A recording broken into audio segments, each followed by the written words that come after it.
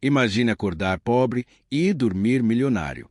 Imagine ir ao mercado com o bolso vazio e, no dia seguinte, descobrir que o dinheiro que você guardou durante anos agora vale o suficiente para comprar carros, casas ou terras. Imagine assistir sua vida mudar em um piscar de olhos, não por causa de um presente inesperado, mas por causa do colapso completo de toda a estrutura econômica que você sempre acreditou ser estável. Esta é a história real de um país que viveu um dos episódios mais estranhos, perigosos e improváveis da história moderna. Uma crise tão severa que criou, da noite para o dia, milhões de milionários, pessoas que se tornaram ricas no papel, mas presas em um mundo onde dinheiro demais podia significar simplesmente nada. Para entender esse fenômeno surreal, cinematográfico e quase inacreditável, precisamos entrar em um capítulo da história em que a riqueza deixou de ser riqueza, a pobreza deixou de ser pobreza e a realidade deixou de fazer sentido. Essa história começa em um país devastado por dívidas, guerras, pressões externas e incompetência política. A Alemanha do período entre guerras, durante a famosa hiperinflação de 1923, um evento tão absurdo que faria qualquer sistema econômico atual estremecer. Mas o que aconteceu ali não foi apenas uma crise financeira, foi uma distorção completa das regras que sustentam a vida em sociedade. Foi a transformação do dinheiro em ilusão, do valor em vento, da esperança em desespero e, paradoxalmente, da classe média em milionários instantâneos. Se pudéssemos caminhar pelas ruas de Berlim naquele período, veríamos cenas que parecem saídas de um filme surrealista. Pessoas carregando malas, sacos e carrinhos de mão, não com alimentos, não com ferramentas, mas com dinheiro. Pilhas imensas de notas que antes podiam comprar tudo e agora não compravam nada. Crianças brincavam com pilhas de cédulas como se fossem blocos de montar. Fogões eram alimentados com dinheiro porque era mais barato queimá-lo do que comprar lenha. Padarias mudavam o preço do pão 3 vezes por dia. Trabalhadores corriam do trabalho para o mercado porque, se esperassem até o fim da tarde, seus salários perderiam valor antes mesmo de chegarem em casa. Mas, apesar de toda essa loucura, havia um detalhe irônico e quase cômico. Todos eram milionários. Literalmente todo cidadão comum passou a ganhar salários na casa dos milhões, depois bilhões, depois trilhões. As notas eram impressas tão rápido que nem secavam direito. Uma simples compra de itens básicos podia custar 20 milhões de marcos pela manhã e 200 milhões no fim da tarde. O valor nominal das notas crescia tão rápido que bancos imprimiam cifras maiores do que suas máquinas conseguiam alinhar. Em poucas semanas, circulavam notas de 1 bilhão, 10 bilhões, 100 bilhões de marcos e, finalmente, cédulas de 1 trilhão. E é aqui que surge a pergunta que parece contradizer toda a lógica. Como é possível que um país inteiro tenha se tornado milionário e, ao mesmo tempo, empobrecido de forma tão devastadora? A resposta está no funcionamento psicológico e matemático do dinheiro. Ser milionário não significa nada se todo mundo também ser milionário também não significa nada se um pão custa meio bilhão. Ser milionário é irrelevante quando seu salário de milhões perde valor em minutos, e quando o dinheiro já não serve para medir absolutamente nada. Essa é a parte mais fascinante e perturbadora da crise. A população alemã ficou rica de uma maneira que nunca pediu, não desejava e, principalmente, não conseguia usar. Pessoas com salários modestos começaram a receber pagamentos que pareciam ganhar números de loteria. Contas bancárias antes humildes agora exibiam dezenas de zeros. Mas, em vez de comemorar, as pessoas desesperavam. O dinheiro se multiplicava, mas o poder de compra evaporava.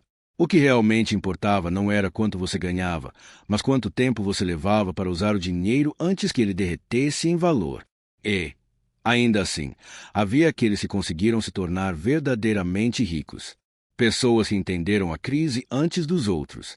Gente que percebeu que um dinheiro morrendo era, ao mesmo tempo, uma oportunidade única, mas perigosa.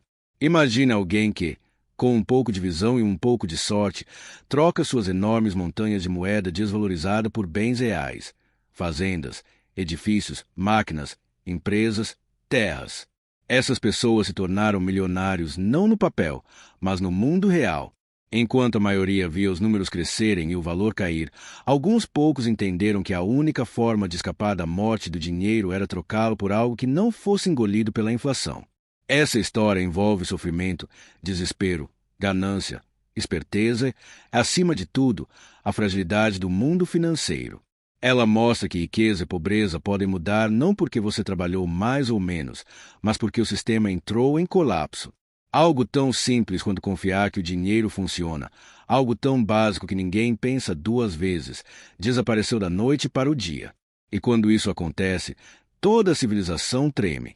Enquanto a vida cotidiana se desintegrava, o governo tentava desesperadamente recuperar o controle da situação, mas cada decisão parecia empurrar o país ainda mais fundo no caos. A imprensa imprimia manchetes dizendo que a inflação estava sob controle, quando, na verdade, estava acelerando. Economistas escreviam artigos tentando explicar que tudo era temporário, mas ninguém acreditava. Como acreditar quando, todos os dias, você acordava mais pobre do que na noite anterior?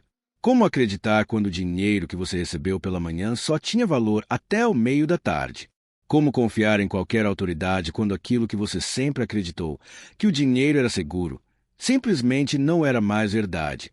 A hiperinflação é uma força que destrói o tecido psicológico de uma sociedade. Ela cria um mundo onde nada é fixo, onde nada é estável, onde as pessoas perdem a noção de futuro. É impossível planejar, impossível economizar, impossível confiar em qualquer promessa. As pessoas pararam de guardar dinheiro, porque guardar era perder. O único comportamento racional era gastar imediatamente. Comprar qualquer coisa, desde que não fosse dinheiro. Por isso, muitos passaram a comprar produtos que nem precisavam, lâmpadas, panelas, roupas extras, porque esses objetos tinham mais valor real do que as notas que inundavam o país. Com o tempo, surgiu uma dinâmica sombria e inesperada. O valor relativo entre pessoas mudou. Trabalhadores que recebiam semanalmente passaram a exigir pagamentos diários, depois pagos 2 vezes por dia, porque ninguém mais aceitava promessas. Era receber e gastar. E, pouco a pouco, isso transformou a sociedade em um gigantesco mercado de urgência, onde todo mundo corria para trocar dinheiro por qualquer coisa antes que o próprio dinheiro virasse poeira. Mas dentro desse caos absoluto, existiam pequenos momentos quase cômicos. Como quando uma família descobriu que era mais barato usar notas como papel de parede do que comprar tinta. Ou quando um restaurante mudou os preços tantas vezes durante o jantar que, ao final da refeição, o valor total era totalmente diferente de quando o cliente se sentou. Ou ainda, quando motoristas levavam malas de notas para abastecer os carros, no meio do pagamento, o preço aumentava enquanto eles ainda contavam o dinheiro. Essas situações podem parecer caricatas, mas ajudam a entender o nível de colapso. E no meio dessa loucura, surgiu o fenômeno mais curioso de todos, a sensação de que a população estava ficando rica rapidamente. As notas eram impressas com números tão altos que ninguém havia visto antes. 500 mil marcos, 1 milhão, 5 milhões, 10 milhões, depois 50 milhões, 100 milhões, 1 bilhão. Parecia uma chuva de riqueza caindo do céu. Era como se, de repente, o país inteiro tivesse ganhado na loteria. Mas esse era o tipo de riqueza que só existe quando tudo à sua volta está morrendo. Afinal, o que significa ser milionário em um mundo onde uma dúzia de ovos custa 8 milhões? Ou onde o pão de todos os dias custa o equivalente a uma casa, apenas porque a moeda perdeu o sentido? A população vivia uma ilusão que se transformava rapidamente em desespero. E, ao mesmo tempo, algumas pessoas começaram a entender como usar essa crise para se beneficiar de forma impressionante. Não eram necessariamente pessoas más ou espertas. Muitas vezes eram apenas pessoas com sensibilidade, com instinto de sobrevivência. Elas perceberam que o dinheiro estava morrendo e que a única saída era matá-lo primeiro, trocar tudo o mais rápido possível por bens tangíveis. Casas antigas, que antes eram caras, agora podiam ser compradas com algumas malas de dinheiro. Fazendas inteiras eram vendidas por montanhas de notas que ninguém queria carregar. Empresas falidas eram adquiridas por quem tinha coragem de substituir dinheiro por algo real. E é aqui que surgem os verdadeiros milionários. Não os milionários numéricos, cheios de zeros em cadernos de contabilidade inúteis, mas os milionários reais, aqueles que compraram bens antes que o sistema implodisse de vez. Essas pessoas ficaram ricas quando a hiperinflação terminou e o governo finalmente criou uma nova moeda, estável, forte, sustentada por ativos reais. Quem tinha bens concretos ficou rico de verdade. Quem só tinha dinheiro ficou com papel inútil. Mas não pense que essa história é apenas sobre economia.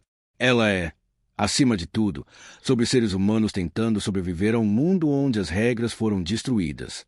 Imagine um trabalhador que passou a vida inteira economizando para comprar a casa própria.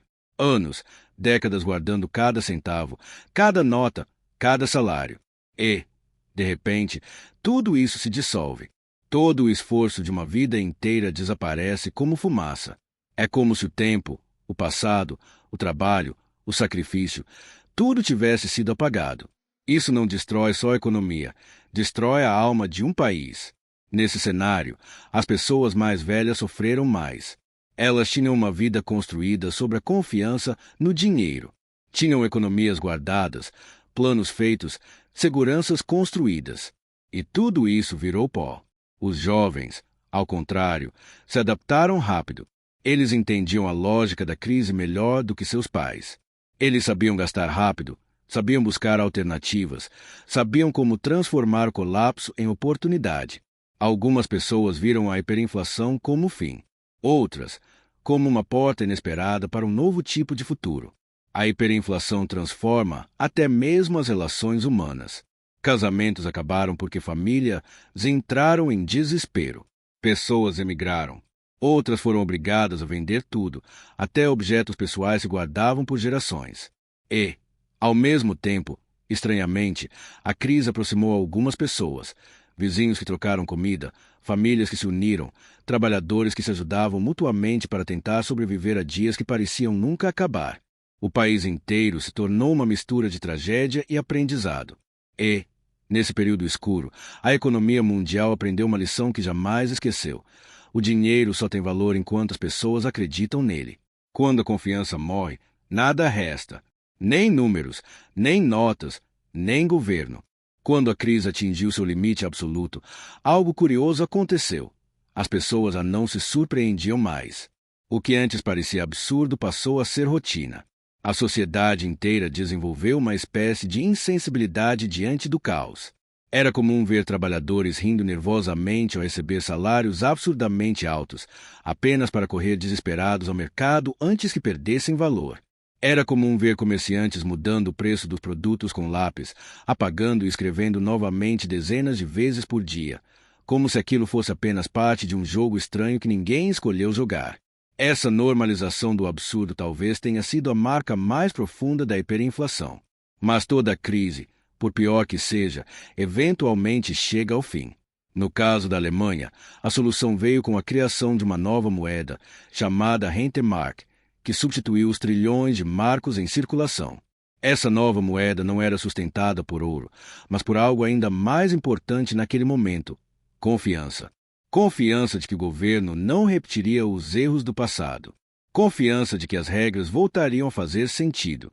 Confiança de que a vida poderia, finalmente, seguir em frente.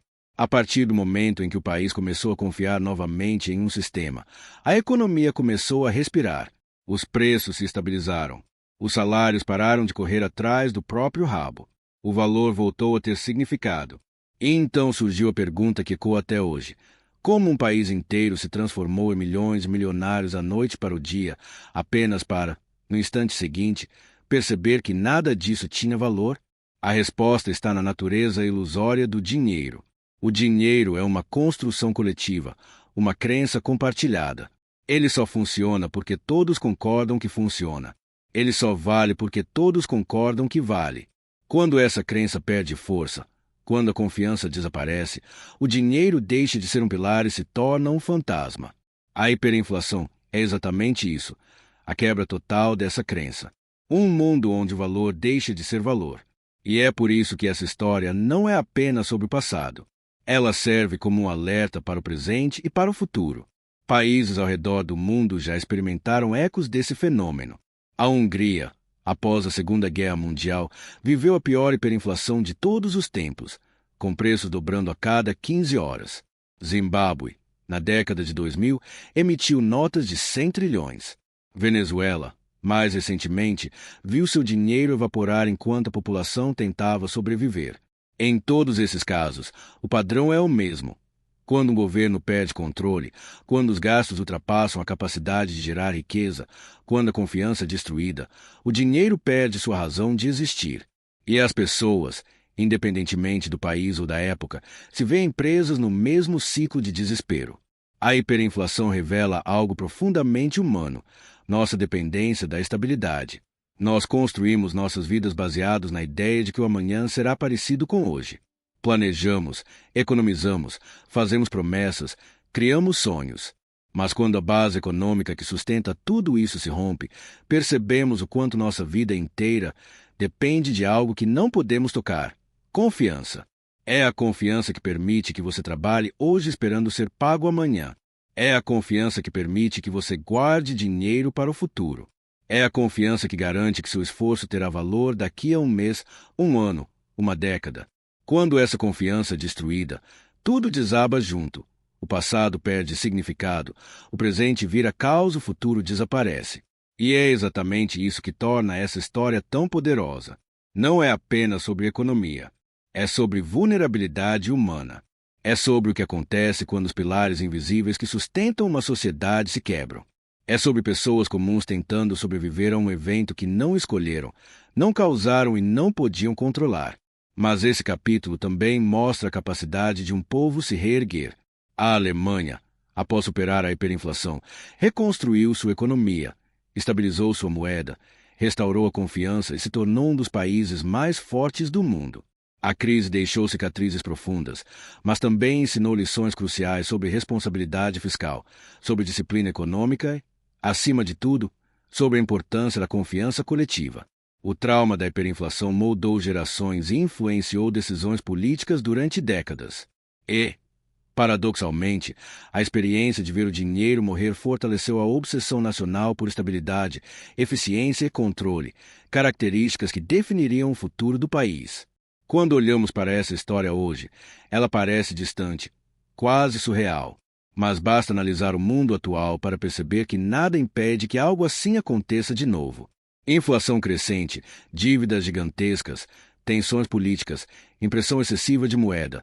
Esses sinais aparecem em diferentes países em diferentes momentos. E quando se olham as fotos de 1923, das crianças brincando com pilhas de dinheiro, das pessoas carregando notas em carrinhos de mão, é impossível não traçar paralelos com manchetes modernas. Por isso, entender essa crise é entender algo além da história, é entender a fragilidade da civilização. A riqueza é mais frágil do que parece. O valor é mais sensível do que imaginamos. O dinheiro é mais psicológico do que matemático. E a confiança é o verdadeiro alicerce de tudo. O episódio que transformou milhões de cidadãos em milionários da noite para o dia foi, no fundo, o episódio que mostrou que ser milionário não significa absolutamente nada se o próprio mundo perde o sentido. No final, a hiperinflação alemã não deixou apenas números e gráficos. Ela deixou um alerta gravado na memória da humanidade, um lembrete sombrio de que a riqueza que parece sólida pode evaporar em questão de dias. E que a verdadeira riqueza nunca esteve nos papéis, mas na estabilidade, na confiança e na capacidade de uma sociedade se manter unida quando tudo ao redor desmorona. E assim, a crise que transformou um país inteiro em milionários instantâneos continua sendo um dos episódios mais marcantes da história econômica mundial, não pelo dinheiro que criou, mas pelas vidas que transformou, pelas lições que deixou e pelo medo silencioso que ainda desperta nos países que observam, diariamente, o equilíbrio frágil de suas próprias economias.